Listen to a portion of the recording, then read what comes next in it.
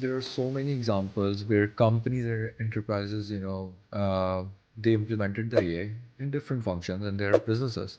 For instance, we talk here about McDonald's. McDonald's, what they did is that they implemented the AI drive-through system, and eventually it backfired so badly that people were served with a bacon-topped ice cream. Imagine, that thing. That's a It's famous story. horrible. Yeah, this is Yeah. one very viral. Yeah. It's horrible. I mean, to serve your people, customers like that. So and eventually, what they did is that they overturned their decision and going back to their traditional drive-through systems. So, do you think that if bigger enterprises, facing these kind of issues, for smaller businesses, it is even hard. It's a hard decision to to implement AI in their business functions. So basically, there are actually three answers to this question Yeah. because there are actually three questions in your. Absolutely. So, I mean, sticking to the enterprise level first, there are examples Yeah. also where this has actually worked for some businesses too.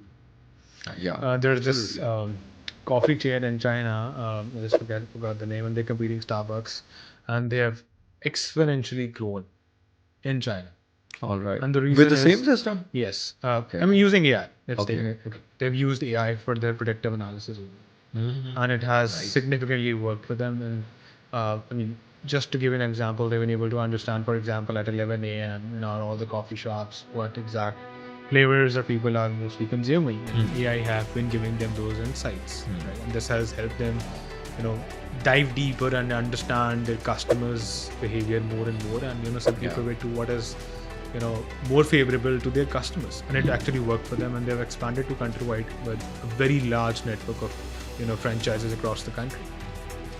So coming back to the McDonald's use case, yes, AI at a large level is still messy. It has been messy. So this is what I've been raising, escalating, and talking to the prospects. Working with us as well. It's best to start with a small use cases. Yeah. And that is the only best way to simply begin with AI or starting with AI. So they just simply went at a very large scale. See, at an enterprise level, the failure even at a 1% can cost you thousands of dollars. Yeah. So that is what has exactly happened for 1% of these companies. Okay. But again, for 0.5 it has worked, and for 0.5 Yeah. it doesn't. And the reason is there's simply jumping into large scale implementations without real infrastructure in place first. When you're putting AI in such a level, you need to understand that is my human asset even ready for this? Yeah. That is also one of the biggest challenges I've seen. AI is now moving forward, faster than the human asset. And the company have just started to have this fear that we may be left behind. And again, coming back from your last question, this is where people are losing their jobs. So if you're not adapting AI in Yeah. your workflows, that means you are being able, you are simply replaceable. So you have to simply ramp up your skill set, your workflows, and a lot of stuff. So the last answer to this is for SMBs, I believe there is a huge potential. Huge. It has proven to be. And the biggest function where it has proven to be is the customer support actually. Yeah. Where SMBs has huge potential, starting with a very small use case that they can start. And even if it actually backfires at their level, you're not facing a billions of dollars loss. You can still amplify, you can still optimize, you can still, come up with a better plan using AI.